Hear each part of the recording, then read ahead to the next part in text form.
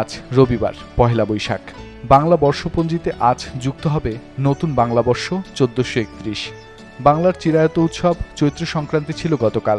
চৈত্র মাসের শেষ দিন চৈত্র সংক্রান্তি, আবার বাংলা বর্ষের শেষ দিনও। মুছে যাক গ্লানি, ঘুচে যাক জরা, অগ্নিস্নানে শুচি হোক ধরা। বিশ্বকবি রবীন্দ্রনাথ ঠাকুরের কথায় এভাবে বিদায় সূর্যের কাছে এই আহ্বান জানায় বাঙালি। পহেলা বৈশাখ আমাদের সব সংকীর্ণতা, কুপমণ্ডুকতা পরিহার করে উদারনৈতিক জীবন ব্যবস্থা গড়তে উদ্বুদ্ধ করে। আমাদের মনের ভেতরের সব ক্লেদ, জীর্ণতা দূর করে আমাদের নতুন উদ্যমে বাঁচার অনুপ্রেরণা দেয়। আমরা যে বাঙালি, বিশ্বের বুকে এক গর্বিত জাতি। পহেলা বৈশাখের বর্ষবরণে আমাদের মধ্যে এই সাজাত্যবোধ এবং বাঙালিয়ানা নতুন করে প্রাণ পায়, উজ্জীবিত হয়। অন্যদিকে পহেলা বৈশাখ বাঙালির একটি সার্বজনীন লোক উৎসব। এদিন আনন্দঘন পরিবেশে বরণ করে নেওয়া হয় নতুন বছরকে। কল্যাণ ও নতুন জীবনের প্রতীক হল নববর্ষ।